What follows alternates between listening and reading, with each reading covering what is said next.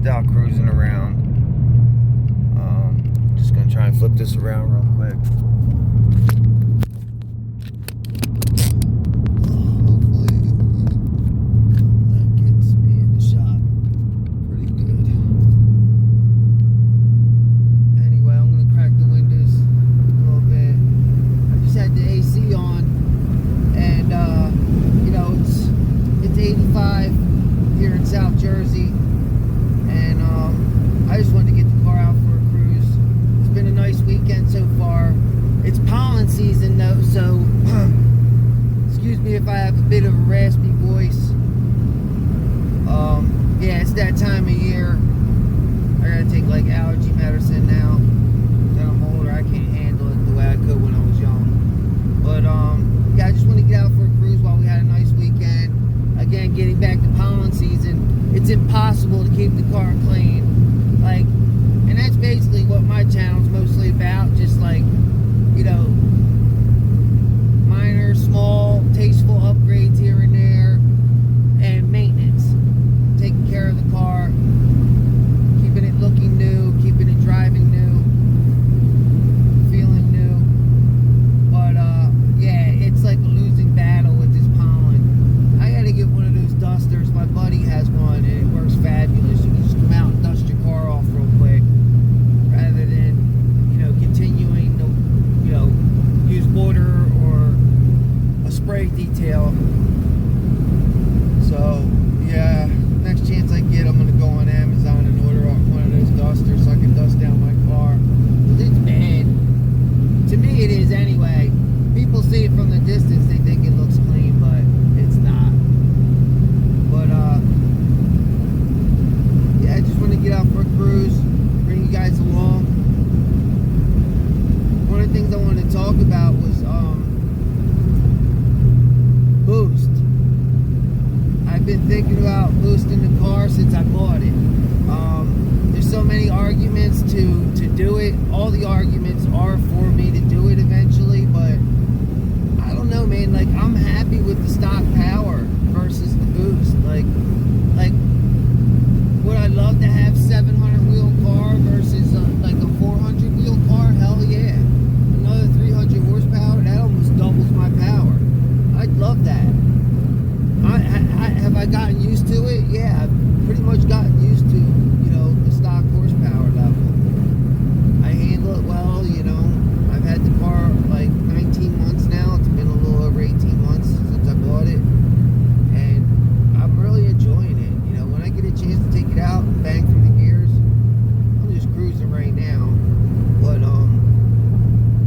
I don't like to film myself. That's another thing. I don't like to film myself blowing through the gears, because that stuff can and will be used against you in a court of law later on down the road. Not that it ever would be, but it could be. So that's why it's bad for guys. That's why you see guys always like blurring out their dashboards when they're speeding and, you know, going through the gears, you know, and blacking out the street signs and stuff like that, saying they're in Mexico. I just don't want to have to go through any of that.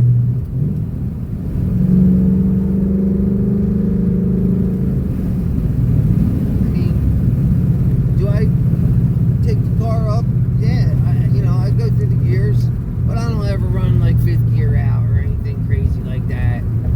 I mean, if a cop sees you at that point, you're doing well over 120 miles an hour, and, you know, they could just take your car, your driver's license, everything, and everything you've worked for in a moment is over with because you were foolish.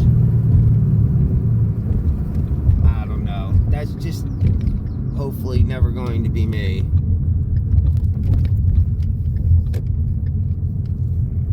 But yeah, I'm turning back the other way. Let me turn around real quick here.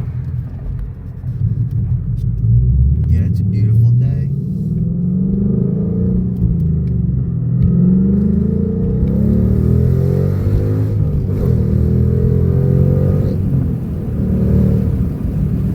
That was a high RPM third gear shift.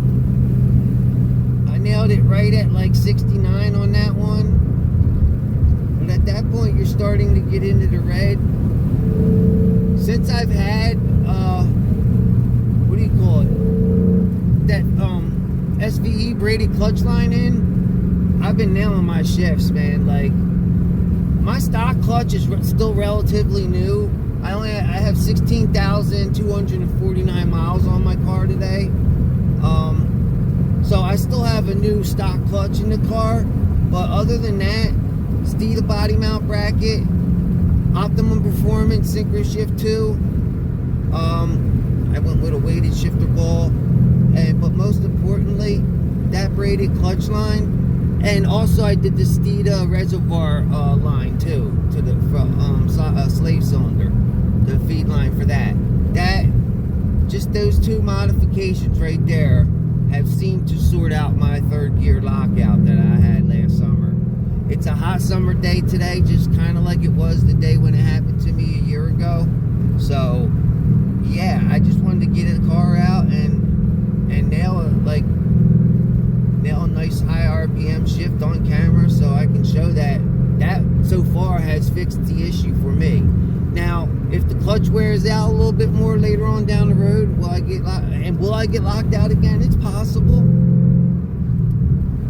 And also, like, I want to just kind of end on this note here. Like, there is a bit of a driver mod to this.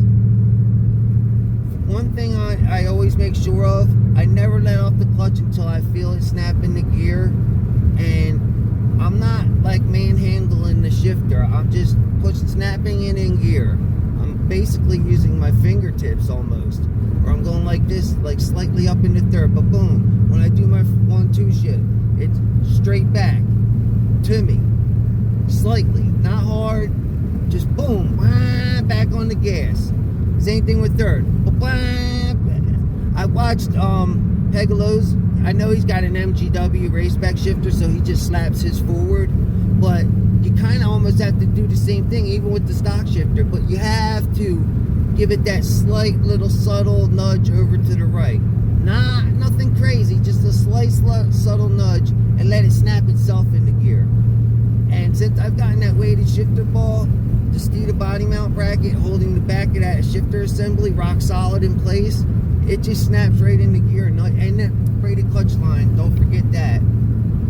The BG Synchro Shift 2, now I can fully speak on that. That's been in the car for almost a year now. It's totally smoothed out the transmission a lot. But that being said, the MT82 is a clunky transmission.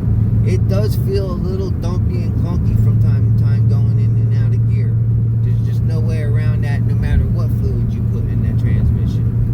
I don't care if it's Royal Purple, BG, even with the treatment. You do have a 2-piece drive shaft, so a lot of that clunk and dump feel comes from that too. It's not just the transmission. But I can feel it even going into first gear at my house, or going into reverse to back out my driveway. I feel it's like dump or clunk. So in a couple years, I'm sure I'll be on a 1-piece drive shaft eventually, so I'll know if it's that. Eventually, I am going to do a Barton body mounted short throw shifter when the clutch is done.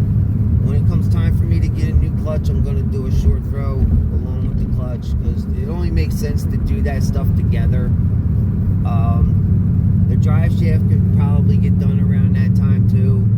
I would like to do the shifter and the clutch on its own, and then wait and do the drive shaft later on. That way, if there's any kind of noise or clunk or dump, we can rule that it's not the drive shaft. You know, it's good to do that kind of stuff in segments, because you do too much too soon, and then you don't know where the noise and the vibration's coming from the MPH. So, but yeah, the car's running tip top. I'm so happy. I couldn't have picked a better choice. The Gen 2, 2017 Gen 2 with 8,900 miles on it. I mean, I don't usually get this lucky in life, but yeah, this is the car I wanted, just how I would have ordered it, in the color I wanted. I got a lightning blue base model with a performance package, which gives you the goodies, the meat and potatoes, like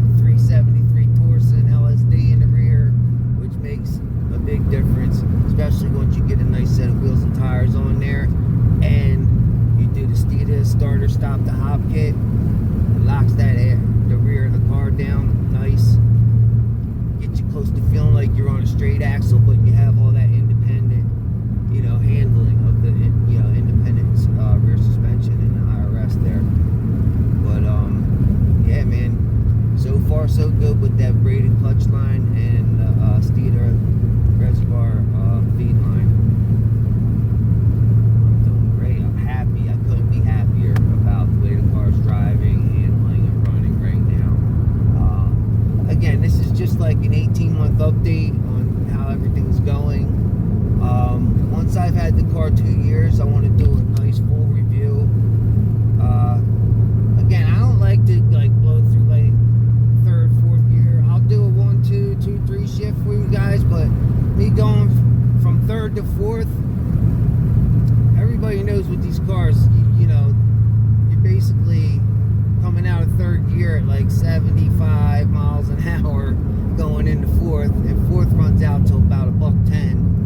So when you're going for fifth, at that point you're breaking the law on camera, and it's, I don't know, call me a fraidy cat or cow, whatever you want to call me, but I'm not giving anybody any kind of power over me.